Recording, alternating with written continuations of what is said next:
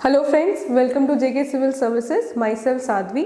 और जैसे कि आप सिलेबस देखा होगा, उसमें जो जनरल साइंस का सिलेबस है, उस जनरल साइंस में मैं केमिस्ट्री पोर्शन के साथ डील करूंगी। मैं आपको केमिस्ट्री में मोस्ट इंपॉर्टेंट टॉपिक्स पढ़ाऊंगी जिसमें 99% क्वेश्चंस पूछने के चांसेस हैं। तो आज हम अपना एक छोटा सा टॉपिक शुरू करेंगे, that is chemistry in everyday life. So let's get started. अब हम इसमें सबसे पहले पढ़ेंगे ड्रग्स के बारे में। ड्रग्स क्या होते हैं? ड्रग्स होते हैं ऐसे केमिकल्स जिनका मॉलिक्यूलर मास होता है लो। Drugs are chemicals of low molecular masses. ऐसे केमिकल्स जिनका मॉलिक्यूलर मास लो होता है। कितना लो होता है? About 100 to 500 microns. ठीक है। ड्रग्स क्या करते हैं? ड्रग्स हमारी बॉडी में मैक्रोमोलिकुलर टारगेट्स के साथ इंटरैक्ट करते हैं। Now what are macromolecular targets? जैसे कार्बोहाइड्रेट्स, प्रोटीन्स, लिपिड्स। तो हमारी बॉडी में जो मैक्रोमोलिकुलर टारगेट्स होते हैं, ड्रग्स उनके साथ इंटरैक्ट करते हैं और इस इंटरैक्शन के बाद हमारी बॉडी एक बायोलॉजिकल रिस्पॉन्स प्रोड्यूस करती है। ठीक है। अब अगर ये बायोलॉजिकल रिस्पॉन्स थेरेपेटिक हुआ और यूजफुल हुआ, मींस जो हमारी बॉडी रिस्पॉन्स प्रोड्यूस कर रही है, अगर ये रिस्पॉन्स हमारे लिए थेरेपी का काम कर रही है या ये रिस्पॉन्स हमारे लिए फ़ायदेमंद है, तो हम ऐसा बोल सकते हैं कि जो केमिकल्स हमने लिए हैं उनका क्या नाम है? वो मेडिसिन्स हैं। मींस जो केमिकल्स हमने लिए हैं दे आर कॉल्ड मेडिसिन्स। ठीक है। और ये मेडिसिन आगे किस में काम आती हैं? ये मेडिसिन आगे काम आती हैं डायग्नोसिस में, prevention and treatment of diseases में। ठीक है। लेकिन अगर इन्हीं केमिकल्स को आप हायर डोज में लेना शुरू कर दो, जैसे अगर आपको डॉक्टर ने बोला हो कि दिन में आपने 2 टैबलेट्स लेनी है, आप दिन में 10 टैबलेट्स ले रहे हैं, मींस जितना रिकमेंडेड डोज है आप उससे ज़्यादा ले रहे हैं, ज़्यादा डोज ले रहे हैं, तो आप ऐसा बोल सकते हैं कि जो केमिकल्स आप यूज़ कर रहे हैं वो आपके लिए क्या बन जाएंगे? Potential poisons. ठीक है। तब आप उनको मेडिसिन का नाम नहीं देंगे, तब आप उनको क्या नाम देंगे? Potential poisons. ठीक है। देन अब अगर आप इन्हीं केमिकल्स का यूज थेरेपेटिक इफेक्ट के लिए करते हैं तो उसे क्या बोला जाता है? कीमोथेरेपी।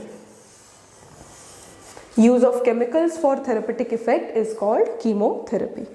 अब यहाँ पे एक बात नोटिस करने वाली है, देखिए मेडिसिन और ड्रग में क्या डिफरेंस है। देखिए मेडिसिन भी एक केमिकल सबस्टांस है एंड ड्रग भी एक केमिकल सबस्टांस है, दोनों केमिकल सबस्टांसेस हैं।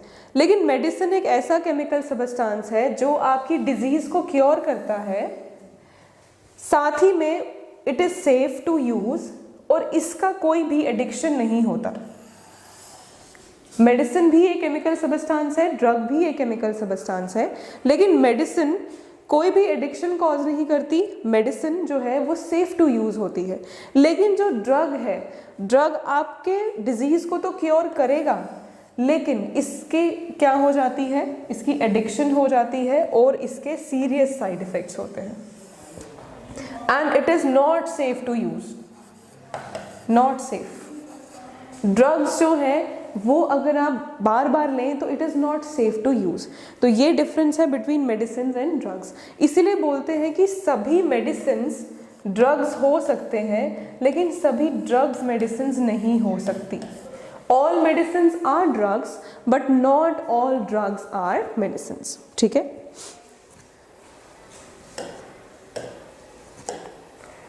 देन उसके बाद हमारा यहाँ पे कुछ क्लासिफिकेशन है ड्रग्स का। जस्ट आपको रिमेम्बरेंस के लिए है कि ड्रग्स को किस बेसिस पे क्लासिफाई किया गया है। सबसे पहला है फार्माकोलॉजिकल इफेक्ट, जो हमारी बॉडी पे क्या इफेक्ट होता है ड्रग्स का। तो उसमें जैसे एग्जांपल आती हैं एनाल्जेसिक्स वगैरह या एंटीसेप्टिक्स वगैरह। एनाल्जेसिक्स जो हमारी बॉडी में पेन को रिलीव करते हैं, एंटीसेप्टिक जो माइक्रो ऑर्गेनिज्म की ग्रोथ को रोकते हैं। ठीक है। देन उसके बाद on the basis of drug action, जब आपने ड्रग लिया तो हमारी बॉडी में वो किसके ऊपर एक्शन करेगा, पर्टिकुलर टारगेट क्या है उस ड्रग का, उसके बेसिस पे ड्रग को क्लासिफाई किया गया है। देन ड्रग को क्लासिफाई किया गया है उसके केमिकल स्ट्रक्चर के बेसिस पे। देन ड्रग्स को क्लासिफाई किया गया है मॉलिक्यूलर टारगेट्स के। देन जैसे मॉलिक्यूलर टारगेट्स मींस जैसे क्या है, कार्बोहाइड्रेट्स पे ड्रग इफेक्ट कर रहा है, लिपिड्स पे ड्रग इफेक्ट कर रहा है, प्रोटीन्स को टारगेट कर रहा है। ठीक है। तो ये जो आपके कार्बोहाइड्रेट्स, लिपिड्स, प्रोटीन्स वगैरह होते हैं, न्यूक्लिक एसिड्स, इन्हीं को आप क्या बोलते हो? टारगेट मॉलिक्यूल्स, या आप बोल सकते हो ड्रग टारगेट्स। ठीक है। तो तो ये कुछ क्लासिफिकेशन ऑफ ड्रग्स है। इसके बाद हम पढ़ेंगे types of drugs. Now types of drugs आता है आपका बहुत इंपॉर्टेंट पोर्शन है ये। सबसे पहला इसमें आता है antacids. Now what are antacids? Antacids ऐसे ड्रग्स हैं या ऐसे केमिकल्स हैं जो आप यूज करते हो for the treatment of acidity. Acidity की ट्रीटमेंट के लिए, जब आपको एसिडिटी हो जाती है, जब आपकी बॉडी में एसिडिटी हो जाती है, तो उस टाइम पे एसिडिटी को ट्रीट करने के लिए जो आप मेडिसिन यूज करते हो उसको आप क्या बोलते हो? एंटासिड। अब एसिडिटी क्यों होती है? एसिडिटी जब हमारे स्टमक में HCl की प्रोडक्शन बहुत ज़्यादा हो जाए, कभी इनडाइजेशन की वजह से HCl बहुत ज़्यादा प्रोड्यूस हो जाए, तो हमारे स्टमक में एसिड बनना शुरू हो जाता है, जिससे हमारी बॉडी में एसिडिटी हो जाती है। तो उस एसिड को न्यूट्रलाइज करने के लिए हम क्या यूज़ करते हैं? एंटासिड्स। इसमें एग्जाम्पल है जैसे सोडियम हाइड्रोजन कार्बोनेट और a mixture of aluminium hydroxide and magnesium hydroxide. ये हम बेसिकली हम ज़्यादातर मेटल के हाइड्रोक्साइड्स ही यूज़ करते हैं एज एंटासिड्स। मेटल हाइड्रोक्साइड्स जो होते हैं दे आर बेटर ऑल्टरनेटिव्स, क्योंकि एक तो ये इनसॉल्युबल होते हैं और ये न्यूट्रल लेवल से pH को कभी बढ़ाते नहीं हैं। इसीलिए ज़्यादातर एंटासिड्स में क्या मिलाया जाता है? मेटल के हाइड्रोक्साइड्स ज़्यादा यूज़ किए जाते हैं। Now next is antihistamines. देखिए पहले हिस्टामाइंस का क्या मतलब होता है। हिस्टामाइंस हमारी बॉडी में जब भी हमें कभी एलर्जी होती है ना, जब हमारी बॉडी में कभी कोई एलर्जी हो जाए तो हमारी बॉडी में हिस्टामाइंस रिलीज होते हैं। जब हमारी बॉडी में एलर्जी हो जाती है या जब हमारी बॉडी किसी फॉरेन पार्टिकल के कांटेक्ट में आती है तो हमारी बॉडी में हिस्टामाइंस रिलीज होते हैं। आपने देखा होगा जब कभी आपको कोई प्लांट लग जाए तो आपको उस वहाँ पे रेडनेस हो जाती है या छोटे छोटे दाने निकलने शुरू हो जाते हैं। वो बेसिकली क्या होता है कि जब हमारी बॉडी में कोई फॉरेन पार्टिकल आता है या हमारी बॉडी से कोई फॉरेन पार्टिकल टच होता है तो हमारी बॉडी में वो हिस्टामाइंस रिलीज होते हैं। वो उस फॉरेन पार्टिकल को इनहिबिट करने की कोशिश करते हैं। तो जो हमारी बॉडी में वो दाने निकलना, रेडनेस होना, वो सारे इन हिस्टामाइंस के ही साइंस होते हैं कि हमारी बॉडी उस एलर्जी से फाइट कर रही है। अब उन साइंस से हमें कोई प्रॉब्लम ना हो, उस हिस्टामाइन के रिलीज होने से हमें कोई प्रॉब्लम ना हो, हम क्या लेते हैं? हम लेते हैं एंटी हिस्टामाइंस, क्योंकि ये एंटी हिस्टामाइंस हमें किस में हेल्प करेंगे? To fight that allergy. ठीक है, तो एंटी हिस्टामाइंस कौन से ड्रग्स हैं जो हम यूज करते हैं टू फाइट एलर्जी? ठीक है, इनको हम क्यों एंटीहिस्टामाइंस बोलते हैं? क्योंकि इनका काम है हमारी बॉडी में हिस्टामाइंस की प्रोडक्शन को चेक करना कि कहीं हमारी बॉडी में ज़्यादा हिस्टामाइंस प्रोड्यूस तो नहीं हो रहे। ठीक है, तो जैसे कभी कभार हमें फीवर, कभी आई का इन्फेक्शन हो सकता है, कभी फीवर हो जाता है, कंजक्टिवाइटिस हो जाता है, या नेज़ल डिस्चार्ज बहुत ज़्यादा हो जाता है, कभी नोज़िया प्रेगनेंसी में जब मन खराब होना शुरू हो जाता है, या जैसे फॉर एग्जांपल वॉमिटिंग होना शुरू हो जाती है, तो ऐसी टाइप की एलर्जीज़ में आप क्या यूज़ करते हैं? एंटी हिस्टामाइंस। तो दीज आर सम एग्जाम्पल्स, आप ये याद रखिएगा। ये कुछ हिस्टामाइंस के एग्जाम्पल है, जैसे सिमिटिडीन, टेरेफिडीन, ये कुछ एग्जाम्पल्स हैं।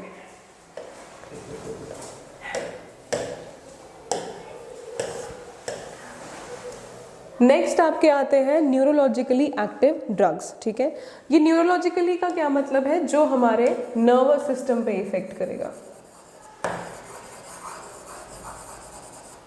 ठीक है, न्यूरोलॉजिकली एक्टिव ड्रग्स कौन से होते हैं? जो हमारे नर्वस सिस्टम पे इफेक्ट करेंगे।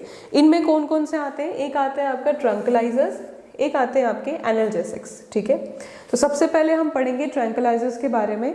तो ट्रैंक्विलाइजर्स कौन से होते हैं? ट्रैंक्विलाइजर्स हम यूज़ करते हैं जब भी कभी हमें स्ट्रेस हो जाए या डिप्रेशन हो जाए, जब भी हमारे बॉडी में एंजाइटी बहुत ज़्यादा हो, जब घबराहट होने शुरू हो जाती है, तो उस घबराहट को, उस स्ट्रेस को या उस डिप्रेशन को कम करने के लिए हम यूज़ करते हैं ट्रैंक्विलाइजर्स। ठीक है, तो ट्रैंक्विलाइजर्स क्या है? They are used for the treatment of stress और मेंटल डिजीजेस, जैसे जो हमारी दिमागी प्रॉब्लम कोई अगर हो जाए, डिप्रेशन, स्ट्रेस, एंजाइटी। ठीक है, तो कोई भी हमें दिमागी प्रॉब्लम है तो हम उसके लिए क्या यूज़ कर सकते हैं? ट्रैंक्विलाइजर्स। तो ये क्या करते हैं कि हमारी बॉडी में एंजाइटी, स्ट्रेस या कोई भी इरिटेबिलिटी, कोई एक्साइटमेंट, उसको रिलीव करते हैं। ठीक है। एंड जो हमारी, जैसे कभी बहुत लोगों को स्लीपिंग पिल्स दी जाती है जिनको नींद नहीं आती है, घबराहट के मारे नींद नहीं आती है, तो जो स्लीपिंग पिल्स होते हैं ना, तो स्लीपिंग पिल्स में भी हम क्या यूज़ करते हैं, tranquillisers. They form an essential component of sleeping pills. Sleeping pills में ये बहुत ज़्यादा इंपॉर्टेंट कंपोनेंट की तरह काम करते हैं। तो जैसे इसमें कुछ एग्जांपल है, फॉर एग्जांपल नॉरएड्रेनालिन, ये किस में काम आता है, जैसे कभी मूड चेंजेस होते हैं, बहुत लोगों को मूड स्विंग्स होते हैं, ठीक है, तो मूड चेंजेस, गुस्सा एकदम आ जाना, एकदम हंसी आ जानी, एकदम रोना आ जाना, तो उस टाइम पे हम यूज़ कर सकते हैं नॉरएड्रेनालिन। जैसे क्लोराडाइऑक्साइड या मेप्रोबामेट, ये सूटेबल होते हैं फॉर टेंशन, रिलीविंग टेंशन्स, ठीक है। इक्वानिल और बार्बिटूरेट्स, ये कुछ आपके ट्रैंक्विलाइजर्स हैं।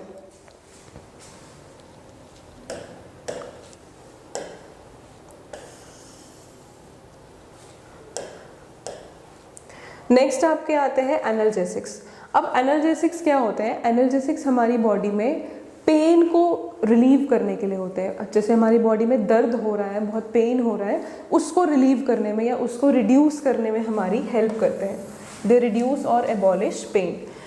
अब ये हमारी बॉडी में पेन तो रिलीव करते हैं, लेकिन इनकी वजह से हमारी बॉडी पे कोई इफ़ेक्ट नहीं होता। जैसे हमारी बॉडी पे ऐसा नहीं होगा कि अगर हम एनाल्जेसिक ले लेंगे तो हमें पैरालिसिस हो जाएगा, या हम आउट ऑफ कॉन्शियस हो जाएंगे, या हम कंफ्यूज हो जाएंगे, हमारे मेंटल कंफ्यूजन होगी, ऐसा कुछ नहीं होता। ये जस्ट हमारी बॉडी में पेन को कम करने के लिए होते हैं, ठीक है, इसलिए इनको क्या बोला जाता है, एनाल्जेसिक्स, ठीक है। अब इसके दो तरह के एनाल्जेसिक्स हैं, एक होता है नॉन नार्कोटिक, एक होते हैं नार्कोटिक। दो तरह के एनाल्जेसिक्स हैं, एक है आपके नॉन नार्कोटिक एनाल्जेसिक्स, एक है आपके नार्कोटिक एनाल्जेसिक्स, ठीक है। अब जो आपके नॉन नार्कोटिक एनाल्जेसिक्स हैं, इनका क्या काम है, इनका सिर्फ काम है कि हमारी हड्डियों के पेन को रिलीव करते हैं।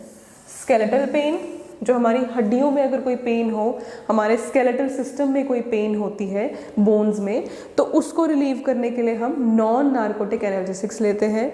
या हमारी बॉडी में कभी कभार फीवर रिड्यूस करने के लिए, जिनको हम एंटीपायरेटिक भी बोलते हैं, कभी कभार हमारी बॉडी में फीवर रिड्यूस करने के लिए भी, जैसे फीवर की वजह से जो पेन होता है हमारी बॉडी में, या फीवर की वजह से जो हमें बोन्स में या बॉडी में पेन उठ रहा होता है, उसमें भी हम नॉन नार्कोटिक एनाल्जेसिक्स यूज़ कर सकते हैं। और जो फीवर रिड्यूस करने के लिए होते हैं, वो तो आपको पता ही है कि उनको क्या बोलते हैं, एंटीपायरेटिक्स।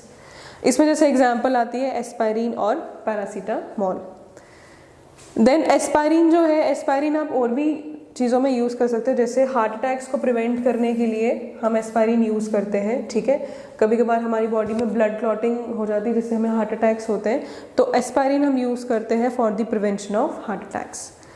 नेक्स्ट आते हैं हमारे नार्कोटिक एनाल्जेसिक्स। तो ये क्या करते हैं, ये हमारी बॉडी में पेन रिलीव करते हैं और स्लीप प्रोड्यूस करते हैं। जो ये नार्कोटिक एनाल्जेसिक्स है ना, इससे हमारी बॉडी में स्लीप प्रोड्यूस होती है। बाकी नॉन नार्कोटिक एनाल्जेसिक्स हमारी बॉडी में और कुछ नहीं करता पेन को रिलीव करने के अलावा, लेकिन ये पेन रिलीव तो करते हैं, साथ साथ में ये स्लीप भी प्रोड्यूस करते हैं।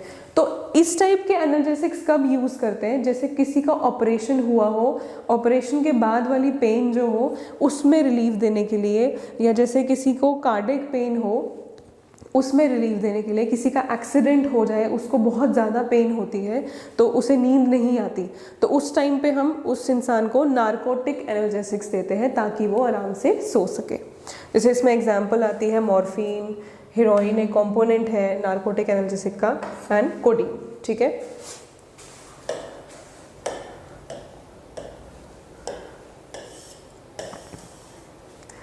नेक्स्ट आपके आते हैं एंटी माइक्रोबियल्स। अब एंटी माइक्रोबियल से आप समझ सकते हैं कि ये कौन से ड्रग्स होंगे या ये कौन से केमिकल्स होंगे जो हमारी बॉडी में माइक्रो ऑर्गेनिजम्स की ग्रोथ को रोकने के लिए होंगे, ठीक है। ये क्या करते हैं, ये या तो माइक्रो ऑर्गेनिजम्स को पूरा डिस्ट्रॉय कर देंगे, या तो उनकी डेवलपमेंट को प्रिवेंट करेंगे, या अगर उनकी डेवलपमेंट हो चुकी है तो उनके एक्शन को रोक देंगे। इनहिबिट दी पैथोजेनिक एक्शन। पैथोजेनिक का मतलब क्या होता है, disease causing. Pathogenic means disease causing. ठीक है। एंटीमाइक्रोबियल्स क्या करते हैं, हमारी बॉडी में जो माइक्रो ऑर्गेनिज्म की अगर ग्रोथ हो रही हो उसको पूरी तरह से डिस्ट्रॉय कर देंगे, अगर उनकी डेवलपमेंट हो रही हो उसको प्रिवेंट कर देंगे, लेकिन अगर डेवलपमेंट हो चुकी है तो माइक्रो ऑर्गेनिजम्स का एक्शन ना हो हमारी बॉडी में उसको रोकते हैं। ठीक है। अब ये माइक्रोब्स कौन कौन से, जैसे बैक्टीरिया, फंजाई या वायरसेस या कोई पैरासाइट्स हमारी बॉडी में अगर घुस जाते हैं तो हम उनके लिए एंटी माइक्रोबियल्स यूज़ करते हैं। तो इसमें कौन कौन से आते हैं, इसमें आपके आते हैं एंटीबायोटिक्स, एंटीसेप्टिक्स एंड डिसइंफेक्टेंट्स। ठीक है। तो सबसे पहले हम एंटीबायोटिक के बारे में पढ़ेंगे। एंटीबायोटिक क्या है, देखिए एंटी का मतलब होता है अगेंस्ट एंड बायोटिक का मतलब होता है लाइफ, लिविंग। अब आपको इसके नाम से लगता होगा अगेंस्ट लिविंग, ये अगेंस्ट लिविंग तो होता है लेकिन हमारे नहीं, किसके, माइक्रो ऑर्गेनिज्म के। ये अगेंस्ट लिविंग तो है लेकिन किसके है, माइक्रो ऑर्गेनिजम्स के अगेंस्ट होते हैं। ठीक है। तो ये एंटीबायोटिक्स हम क्यों यूज करते हैं, जब हमारी बॉडी में इन्फेक्शन बहुत ज़्यादा हो जाए ड्यू टू माइक्रो ऑर्गेनिजम्स, उस टाइम पे हम एंटीबायोटिक्स यूज करते हैं। ठीक है। They are use to treat infections. अब हम इनको क्यों यूज़ करते हैं, क्योंकि ये हमारे लिए टॉक्सिक नहीं होते, ये टॉक्सिक किसके लिए होते हैं, माइक्रो ऑर्गेनिजम्स के लिए होते हैं। ठीक है। और एंटीबायोटिक जो है ये क्या करता है, ये या तो माइक्रो ऑर्गेनिज्म की ग्रोथ को रोक देगा, या तो माइक्रो ऑर्गेनिज्म की ग्रोथ को रोक देगा, इनहिबिट कर देगा, या तो उनको पूरी तरह से डिस्ट्रॉय कर देगा। कैसे, उनके मेटाबॉलिक प्रोसेस में इंटरफेयर करके। जो माइक्रो ऑर्गेनिजम्स में मेटाबॉलिक प्रोसेसेस हो रहे होते हैं, ये क्या करते हैं एंटीबायोटिक्स, ये उनके मेटाबॉलिक प्रोसेस में इंटरफेयर करते हैं, जिसकी वजह से वो आगे अपना मेटाबॉलिक प्रोसेस कंटिन्यू नहीं कर सकते और अल्टीमेटली वो क्या हो जाते हैं, डिस्ट्रॉय। तो इसलिए जब भी हमारी बॉडी में बहुत इन्फेक्शन हो जाता है तो डॉक्टर्स हमेशा हमें एंटीबायोटिक ही प्रेफर करते हैं। ठीक है। तो antibiotic means against living, but ये लिविंग हम नहीं है, ये लिविंग है माइक्रो ऑर्गेनिजम्स।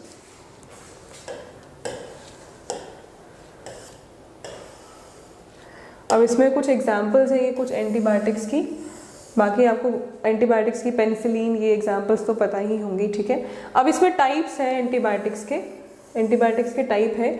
तो इसमें एक आता है ब्रॉड स्पेक्ट्रम, एक आता है नैरो स्पेक्ट्रम एंटीबायोटिक्स। ठीक है। अब वो एंटीबायोटिक्स जो बहुत ही ज़्यादा रेंज के बैक्टीरियाज को मार सकता है। अब देखिए बैक्टीरिया के भी दो टाइप होते हैं, gram positive and gram negative. ठीक है। अब क्या होता है कि जो एंटीबायोटिक्स दोनों तरह के बैक्टीरियाज को किल कर सकता है ना, ग्राम पॉजिटिव भी और ग्राम नेगेटिव दोनों तरह के बैक्टीरिया को किल कर सकते हैं, उन एंटीबायोटिक्स को आप बोलते हो ब्रॉड स्पेक्ट्रम एंटीबायोटिक्स। ठीक है। मीन्स आपके दो तरह के बैक्टीरियाज होते हैं, gram positive and gram negative. जो एंटीबायोटिक्स इन दोनों तरह के बैक्टीरियाज को किल कर सके वो कौन से होते हैं, ब्रॉड स्पेक्ट्रम एंटीबायोटिक्स, जैसे क्लोराफेनिकोल, एम्पिसिलिन, एमॉक्सिलिन, इस टाइप के एंटीबायोटिक्स आपके सारे ब्रॉड स्पेक्ट्रम एंटीबायोटिक्स हैं। देन कुछ आते हैं आपके नैरो स्पेक्ट्रम एंटीबायोटिक्स, ऐसे एंटीबायोटिक्स जो सिर्फ कुछ ग्राम पॉजिटिव या कुछ ग्राम नेगेटिव बैक्टीरियाज को ही किल कर सके, वो आपके आते हैं नैरो स्पेक्ट्रम एंटीबायोटिक्स। मीन्स ऐसे एंटीबायोटिक्स जो सिर्फ और सिर्फ ग्राम पॉजिटिव को ही मार सके या सिर्फ ग्राम नेगेटिव को ही मार सके, वो आपके होते हैं नैरो स्पेक्ट्रम। जैसे इसमें एग्जांपल आती है पेनिसिलिन। और आपको पता है कि पेनिसिलिन पहला एंटीबायोटिक था जो डिस्कवर हुआ था बाय अलेक्जेंडर फ्लेमिंग।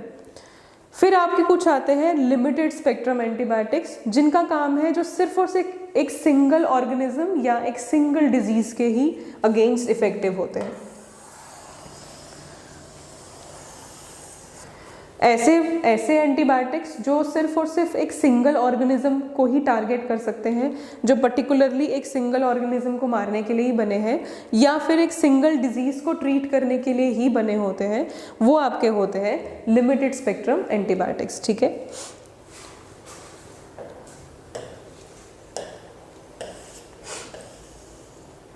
फिर इसमें आते हैं आपके एंटीसेप्टिक्स एंड डिसइंफेक्टेंट्स।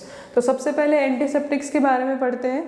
तो एंटीसेप्टिक्स क्या होते हैं, एंटीसेप्टिक्स हम किस में लगाते हैं, लिविंग टिश्यूज़ पे। जब भी हमें कभी लग जाए, जब भी हमें कभी कोई कट लग जाए या कभी हमारी स्किन में कोई वो डिजीज़, एलर्जीज़ या अल्सर्स हो जाए, तो हम एक ऑइंटमेंट यूज़ करते हैं या हम कोई दवाई उस पर लगाते हैं, जिनको आप क्या बोलते हो, एंटीसेप्टिक्स।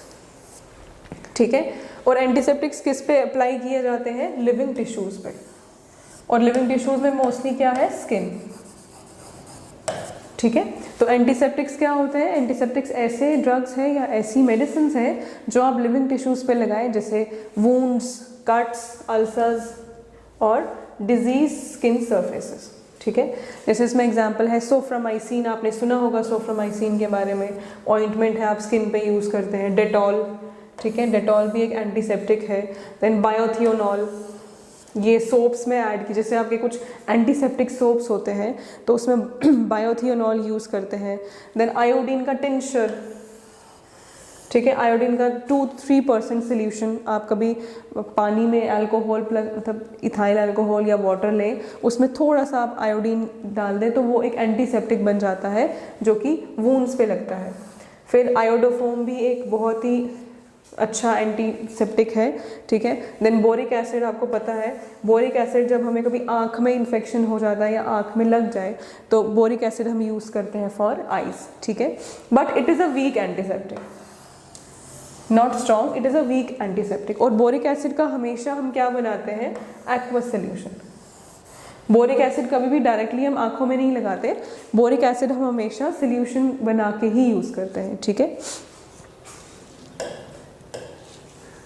नेक्स्ट आपके आते हैं डिसइंफेक्टेंट्स। तो डिसइंफेक्टेंट्स क्या होते हैं, ये हम लिविंग टिश्यूज़ पे नहीं लगाते, ये हम लगाते हैं नॉन लिविंग चीज़ों पे जो इनएनिमेट ऑब्जेक्ट्स होते हैं। जैसे एंटीसेप्टिक्स आप लिविंग टिश्यूज़ पे ही लगाते हैं, लेकिन डिसइंफेक्टेंट्स क्या होते हैं, ये हम यूज़ करते हैं ऑन ऑब्जेक्ट्स, इनएनिमेट ऑब्जेक्ट्स। ठीक है, देखिए डिसइंफेक्टेंट आपको नाम से ही पता चल रहा है जो प्रिवेंट करेंगे इन्फेक्शंस। ठीक है, लेकिन ये इन्फेक्शंस प्रिवेंट कहाँ कर रहे हैं, इनएनिमेट ऑब्जेक्ट, जैसे आपके घरों में फ्लोर है, जैसे शीशे हैं, दरवाजे हैं, ठीक है, या कोई भी इंस्ट्रूमेंट है, जो चीज़ें पड़ी आपके पास, कुर्सी, टेबल, ऐसे टाइप के इनएनिमेट ऑब्जेक्ट्स पे आप डिसइंफेक्टेंट्स लगाते हैं। जैसे हम घर में डस्टिंग करते हैं तो हम कॉलिन यूज़ करते हैं, शीशों को साफ़ करने के लिए कॉलिन यूज़ करते हैं, या जैसे वॉशरूम की टाइल्स को साफ़ करने के लिए आप हार्पिक यूज़ करते हैं। ठीक है, तो ये सारी चीज़ें क्या होती हैं, डिसइंफेक्टेंट्स। कभी आपको घर में पोछा मारना होता है तो उसमें आप लाइजॉल यूज़ करते हैं, तो लाइजॉल इज़ अ डिसइंफेक्टेंट। ठीक है, तो ये सारी चीज़ें आप यूज़ करते हैं फॉर इनएनिमेट ऑब्जेक्ट्स। कभी आपके दरवाज़ों पे, फ्लोर पे कभी जर्म्स वगैरह होते हैं, आपको पता ही है, तो जर्म्स वगैरह बहुत होते हैं, उन जर्म्स को प्रिवेंट करने के लिए ही हम ये डिसइंफेक्टेंट यूज़ करते हैं। जैसे फॉर एग्जांपल अगर आप क्लोरीन ले लें, अगर आप क्लोरीन की कॉन्सेंट्रेशन एक्वस सोल्यूशन में 0.2 to 0.4 पार्ट्स पर मिलियन ले लें तो वो भी आपका एक डिसइंफेक्टेंट बनेगा। या अगर सल्फर डाइऑक्साइड आप लो कॉन्सेंट्रेशन में ले लें तो वो भी आपका एक डिसइंफेक्टेंट होता है। जैसे आपको सबको पता है, जैसे लाइजॉल आपने सुना होगा। ठीक है, जैसे हार्पिक, ये सारे के सारे डिसइंफेक्टेंट्स हैं। ये कभी भी आप लिविंग टिश्यूज़ पे तो लगाएंगे नहीं, ये हमेशा हम इनएनिमेट ऑब्जेक्ट्स पे ही लगाते हैं। ठीक है, जैसे इसमें एग्जांपल है आपके 0.2% सोल्यूशन ऑफ फिनॉल, ये एंटीसेप्टिक भी है, उसके बाद इसका 1% सोल्यूशन आपका डिसइंफेक्टेंट बनेगा। फिनॉल अगर आप 0.2% लें वो एंटीसेप्टिक, एंड फिनॉल अगर आप 1% सोल्यूशन लें तो वो डिसइंफेक्टेंट है। इसका मतलब है कि फिनॉल जो है it is an antiseptic as well as disinfectant. अब ये कैसे बनेगा, आपको सिर्फ और सिर्फ इसकी कॉन्सेंट्रेशन को चेंज करना है। अगर आप 0.2% कॉन्सेंट्रेशन लेते हैं तो आपका फिनॉल बनेगा एंटीसेप्टिक, अगर आप 1% कॉन्सेंट्रेशन लेते हैं तो आपका फिनॉल बनेगा डिसइंफेक्टेंट।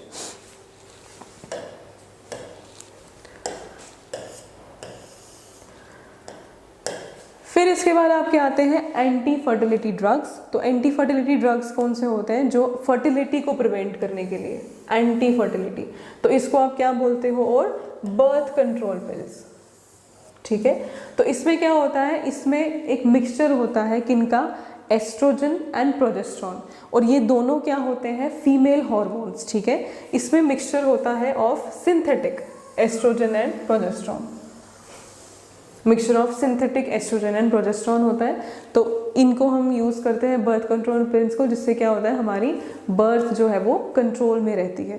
तो इसमें ऑलमोस्ट ज़्यादातर हम हार्मोन्स का ही यूज़ करते हैं। ये जो एस्ट्रोजन एंड प्रोजेस्टेरॉन है, यू ऑल नो कि दीज आर फीमेल हार्मोन्स, ठीक है। तो जैसे नोवेस्ट्रॉल एक वेल नोन बर्थ कंट्रोल पिल है, ठीक है। नेक्स्ट आपका आता है इसमें एंटी मलेरियल्स। तो एंटी मलेरियल्स क्या होंगे, जो ऐसी ड्रग्स या ऐसे सबस्टांसेस, केमिकल सबस्टांसेस जो मलेरिया को प्रिवेंट करेंगे।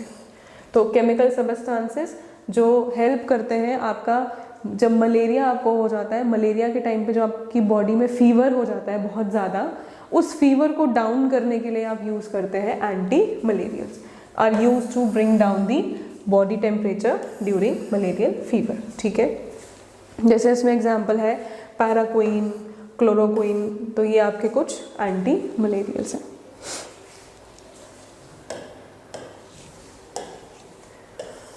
अब इसमें आता है आपका केमिकल्स इन फूड। जैसे आपने अभी ऊपर पढ़ा केमिकल्स इन मेडिसिन्स या केमिकल्स जो आप यूज़ करते हैं ड्रग्स या मेडिसिन्स के तौर पे, अब हमने पढ़ना है कि केमिकल्स को आप फूड में कैसे यूज़ कर सकते हैं। तो केमिकल्स फूड में क्यों यूज़ किए जाते हैं, केमिकल फूड में इसलिए यूज़ किए जाते हैं ताकि आप उनकी क्या कर सको, प्रिजर्वेशन कर सको। उनकी जो अपील है, जो वो दिखते हैं बहुत ज़्यादा अच्छे दिखे, उनकी अपील और ज़्यादा एनहांस हो, और दूसरा उनके अंदर न्यूट्रिटिव वैल्यू जो है वो और ऐड हो जाए, ठीक है। तो आप केमिकल्स क्यों यूज़ करते हैं फूड में, for their preservation, for enhancing their appeal, और उनके अंदर जो न्यूट्रिटिव वैल्यूज़ हैं उनको और ज़्यादा बढ़ाने के लिए। तो इसमें दो तरह के आते हैं, एक आते हैं आपके आर्टिफिशियल स्वीटनिंग एजेंट्स और एक आते हैं आपके फूड प्रिजर्वेटिव्स। तो सबसे पहला आपका आता है artificial sweetening agents.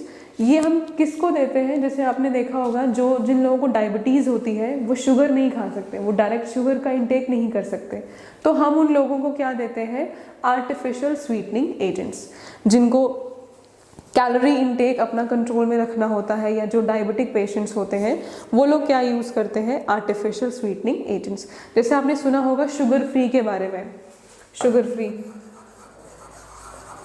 Well known, it is well known, very well known. Sugar free हम किनको देते हैं, जो डायबिटिक पेशेंट्स हैं या जो भी लोग, नॉर्मल लोग जो चीनी का यूज़ नहीं करना चाहते, वो किसका यूज़ करते हैं, शुगर फ्री का। तो इनमें कौन कौन से एजेंट्स यूज़ किए जाते हैं, जैसे सैकरिन, एस्पार्टेम, एलिटेम और सुक्रेलोज, ठीक है। तो ये चारों जो है ये आपके आर्टिफिशियल स्वीटनिंग एजेंट्स हैं। जैसे शुगर फ्री में एस्पार्टेम होता है, सैकरीन होती है, ठीक है। तो इसमें ये यूज़ किए जाते हैं जो आपको मीठे का स्वाद देते हैं, but actually these are not मीठा, मतलब ये शुगर नहीं होते, जस्ट ये आपको शुगर का टेस्ट देते हैं, ठीक है। जैसे एस्पार्टेम जो है वो किस में ऐड किया जाता है, कोल्ड फूड्स में या सॉफ्ट ड्रिंक्स में, ठीक है, क्योंकि ये कुकिंग टेम्परेचर पे अनस्टेबल होता है, इसलिए इसको ठंडे चीज़ों में ही ऐड किया जाता है, ठीक है। फिर नेक्स्ट आपका आता है फूड प्रिजर्वेटिव्स। तो फूड प्रिजर्वेटिव्स आपको नाम से ही पता चल रहा है ये किस लिए होंगे, ये होंगे for prevention of spoilage of food, कि माइक्रो ऑर्गेनिज्म की ग्रोथ की वजह से आपका खाना खराब ना हो जाए, ठीक है। तो उसको प्रिवेंट करने के लिए आप यूज़ करते हैं फूड प्रिजर्वेटिव, जैसे शुगर, सॉल्ट, ठीक है, वेजिटेबल ऑयल, टेबल सॉल्ट हो गई, शुगर हो गई, वेजिटेबल्स ऑयल हो गए, sodium benzoate, it is a well known food preservative, ठीक है, या प्रोपेनोइक एसिड, सॉर्बिक एसिड्स, ये आपके कुछ फूड प्रिजर्वेटिव हैं। किस लिए काम आते हैं, कि आपका जो खाना है उसमें माइक्रो ऑर्गेनिज्म की ग्रोथ ना हो जाए, जिससे आपका खाना जो है वो स्पॉइल ना हो जाए। जैसे इसमें एग्जांपल आती है सोडियम बेंजोएट,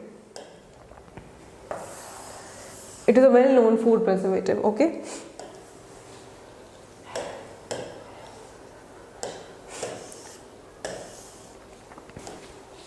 सो नेक्स्ट आपका आता है क्लेंजिंग एजेंट्स। तो क्लेंजिंग एजेंट्स क्या होते हैं, जो हेल्प करेंगे फॉर क्लीनिंग, ठीक है। तो आपके दो तरह के क्लेंजिंग एजेंट्स हैं, टू टाइप्स, कौन कौन से, एक है आपका सोप, एक है आपके डिटर्जेंट्स। ये सोप और डिटर्जेंट्स क्या करते हैं, ये सोप और डिटर्जेंट्स पानी की क्लेंजिंग प्रॉपर्टी को इम्प्रूव करते हैं। जैसे पानी का काम ही है क्लेंज करना, तो वैसे ही ये क्या करते हैं, ये दोनों पानी की क्लेंजिंग प्रॉपर्टी को इम्प्रूव करेंगे। कैसे, उसमें जैसे फैट्स का रिमूवल करेंगे, ठीक है, उसमें फैट्स वगैरह जो हैं वो रिमूव करेंगे, उसके कैल्शियम मैग्नीशियम आइंस को लाइक अपडेट करेंगे या उससे ही इम्प्रूव करेंगे, तो उससे क्या होगा, पानी की जो क्लेंजिंग प्रॉपर्टी है वो इम्प्रूव होगी, ठीक है। तो सबसे पहले इसमें हम पढ़ेंगे सोप। सोप क्या होते हैं? सोप होते हैं सोडियम और पोटेशियम सॉल्ट्स, या तो सोडियम सॉल्ट या तो पोटेशियम सॉल्ट्स, किसके? Of long chain fatty acids, ठीक है। देखिए ये फैटी एसिड है, तो पानी का काम ही क्या है कि इन फैट्स को रिमूव करना, ठीक है, जिसके लिए हम क्या यूज़ करते हैं? सोप्स एंड डिटर्जेंट्स, जिसकी वजह से पानी की वो क्लेंजिंग प्रॉपर्टी जो है वो इम्प्रूव होती है। तो सोप क्या होते हैं? सोप होते हैं आपके सोडियम या पोटेशियम सॉल्ट्स, किसके? लॉन्ग चेन फैटी एसिड्स, जैसे स्टेरिक एसिड, ओलिक एसिड या पामेटिक एसिड, ठीक है। अब जो आपके सोडियम और पोटेशियम सोप्स हैं, सिर्फ यही दोनों सोप्स होते हैं जो पानी में सॉल्युबल होते हैं। बाकी के जो सोप्स हैं वो they are not readily soluble in water, ठीक है। और ये सोडियम और पोटेशियम सोप्स ही आप यूज करते हैं फॉर क्लिनजिंग पर्पसेस। अब पोटेशियम सोप जो होते हैं वो नॉर्मली सोडियम सोप से हमारी स्किन के लिए सॉफ्ट होते हैं। सोडियम सोप थोड़ी हमारी स्किन में हार्श होते हैं, लेकिन पोटेशियम सोप्स जो होते हैं वो हमारी स्किन के लिए काफ़ी सॉफ्ट होते हैं, ठीक है। अब क्या होता है, जो ये आपके फैट्स हैं, जितने भी ऑयल्स या फैट्स हैं, इनकी क्या होती है? Hydrolysis, alkaline hydrolysis. और ये किसकी वजह से होती है? बाय सोडियम हाइड्रोक्साइड और पोटेशियम हाइड्रोक्साइड। जब इनकी हाइड्रोलिसिस होती है तो ये हमें क्या देते हैं? ग्लिसरॉल और सोडियम और पोटेशियम सॉल्ट, ठीक है। इसी सोडियम और पोटेशियम सॉल्ट से आपका क्या बनता है? सोप। और इस पूरे प्रोसेस को क्या बोलते हैं? Saponification. The process of forming of soap, जो सोप बनने का प्रोसेस है या जो ये सोडियम या पोटेशियम सॉल्ट बनने का प्रोसेस है, इसी को आप क्या बोलते हो? सपोनिफिकेशन, ठीक है। क्या होता है कि हाइड्रोलिसिस होती है किसकी? ऑयल या फैट्स की। किसकी वजह से होती है? सोडियम हाइड्रोक्साइड या पोटेशियम हाइड्रोक्साइड। और इसकी वजह से आपको क्या मिलता है? ग्लिसरॉल, साथ में सोडियम या पोटेशियम सॉल्ट, और वही सोडियम और पोटेशियम सॉल्ट आपका क्या बनाता है? सोप, ठीक है।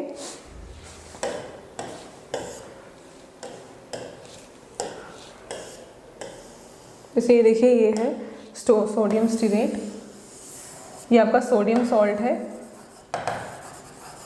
यही आपका क्या बनाएगा? सोप, ठीक है। लेकिन सोप की एक प्रॉब्लम है, सोप जो है वो हार्ड वाटर में नहीं काम करते। सोप हार्ड वाटर में काम नहीं करते क्योंकि हार्ड वाटर में कैल्शियम और मैग्नीशियम आइंस की कॉन्सेंट्रेशन बहुत ज़्यादा होती है, ठीक है। तो उसकी वजह से जो ये कैल्शियम और मैग्नीशियम आइंस है, ये क्या करते हैं? ये इनसॉल्युबल चीज़ें बनाना शुरू करते हैं। जब आप सोप कभी यूज़ करें हार्ड वाटर में तो वो पूरी तरह से डिज़ोल्व नहीं होता, वो क्या बन जाता है? वो एक इनसॉल्युबल सी चीज़ बन जाती है, जिसको आप क्या बोलते हो? स्कम। आपने देखा होगा, आप कभी ठंडे पानी में सोप मिक्स करके देखिए, उसे पूरा मतलब हिलाकर देखिए, उसमें झाग बनना शुरू हो जाती है, वाइट वाइट, जैसे लस्सी के ऊपर झाग बनती है ना, वैसे ही उसके ऊपर वाइट वाइट झाग बनती है, उसी को आप स्कम बोलते हो। एक पार्शियल झाग होती है, वो पूरी तरह से झाग नहीं प्रोड्यूस होती है, वो एक जैसे पार्शियल सी झाग प्रोड्यूस होती है, प्रेसिपिटेट्स जैसे बनना शुरू हो जाते हैं, उसी को आप क्या बोलते हो? स्कम, ठीक है। तो सोप जो है वो हार्ड वाटर में आप क्लेंजिंग एजेंट की तरह यूज नहीं कर सकते। इसके लिए आपको क्या करना पड़ेगा? वाटर को सॉफ्ट बनाना पड़ता है। सोप जो है वो सॉफ्ट वाटर में ही ज़्यादा काम करते हैं, हार्ड वाटर में नहीं, ठीक है। अब जैसे कभी आप सोप से अपने बाल भी धोएंगे तो हार्ड वाटर जो है, अगर आप सोप उसमें मिक्स करके उससे बाल भी धोएंगे तो वो आपके बाल बहुत ही ज़्यादा स्टिकी हो जाते हैं, ठीक है, क्योंकि उसमें क्या प्रोड्यूस होगा? स्कम। उस स्कम से आपके बाल जो है वो स्टिकी हो जाते हैं। दूसरा, जो आपके कपड़े वगैरह होते हैं, कपड़े वगैरह भी आप सोप से प्रॉपर नहीं धो सकते, क्योंकि स्कम के प्रोड्यूस होने की वजह से एक गमी मास प्रोड्यूस हो जाता है, जिसकी वजह से आपके कपड़े जो है वो प्रॉपर नहीं धुल पाते हैं, ठीक है। इसी को प्रिवेंट करने के लिए हम क्या यूज़ करते हैं? डिटर्जेंट्स। जो पानी की हार्डनेस है उसको रिमूव करने के लिए आप क्या यूज़ करते हैं? डिटर्जेंट्स। और डिटर्जेंट्स क्या होते हैं? ये दोनों पानी में यूज़ हो सकते हैं, soft as well as hard. ठीक है, क्योंकि ये क्या देते हैं आपको, फोम। फोम हार्ड वाटर में भी प्रोड्यूस हो जाती है, फोम मीन्स झाग, ठीक है। तो फोम प्रोड्यूस होती है hard as well as soft water, इसीलिए हम पानी की हार्डनेस को रिमूव करने के लिए सिंथेटिक डिटर्जेंट्स यूज करते हैं, ठीक है। अब डिटर्जेंट्स और सोप में एक फर्क है, सोप जो होते हैं वो बायोडिग्रेडेबल होते हैं, लेकिन डिटर्जेंट्स जो है वो नॉन बायोडिग्रेडेबल है। सोप और डिटर्जेंट में एक ही डिसएडवांटेज ये है कि सोप जो होता है वो बायोडिग्रेडेबल होता है, लेकिन डिटर्जेंट जो है वो बायोडिग्रेडेबल नहीं होते।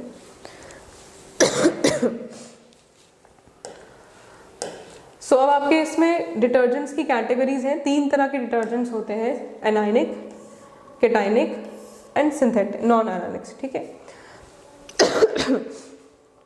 एनायनिक डिटर्जेंट्स क्या होते हैं, ये होते हैं सोडियम सॉल्ट, किसके, सल्फोनेटेड, मीन्स इसमें किसकी प्रेजेंस होती है, सल्फर, ठीक है। Long chain alcohols, not fatty acids, alcohols या हाइड्रोकार्बन्स, ठीक है। जो एनायनिक पार्ट होता है इसमें, एनायनिक पार्ट जो है it is involve in cleansing action, ठीक है। ये जो एनायनिक पार्ट है यही इन्वॉल्व होता है क्लेंजिंग एक्शन में।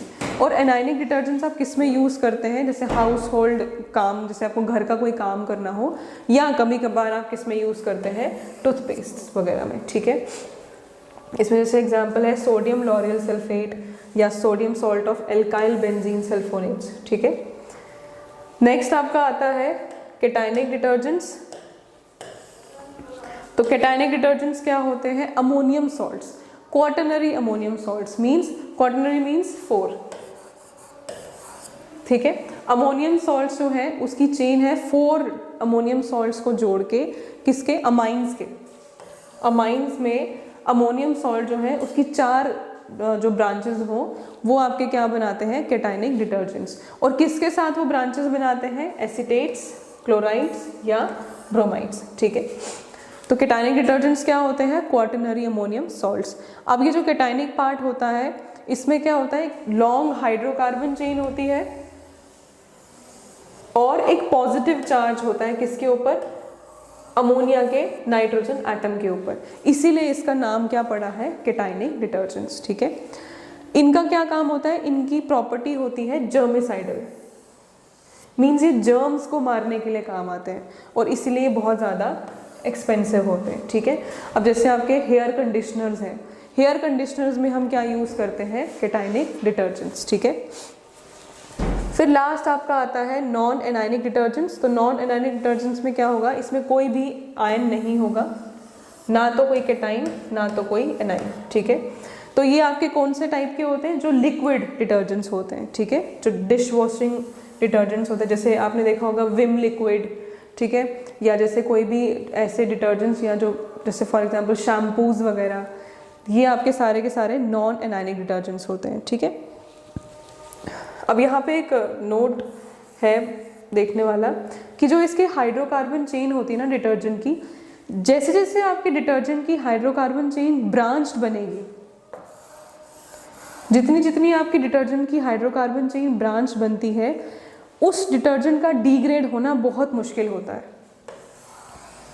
मैंने जैसे आपको बोला कि डिटर्जेंट जो है वो नॉन बायोडिग्रेडेबल होते हैं, ऐसा क्यों होता है, दिस इज द रीज़न, क्योंकि डिटर्जेंट की हाइड्रोकार्बन चेन जितनी ज़्यादा ब्रांच्ड होगी, जितनी उस चेन की ब्रांचेस होगी, उसको डिग्रेड करना उतना ही मुश्किल होता है, और जिसकी एक्यूमुलेशन की वजह से क्या कॉज होता है, पोल्यूशन।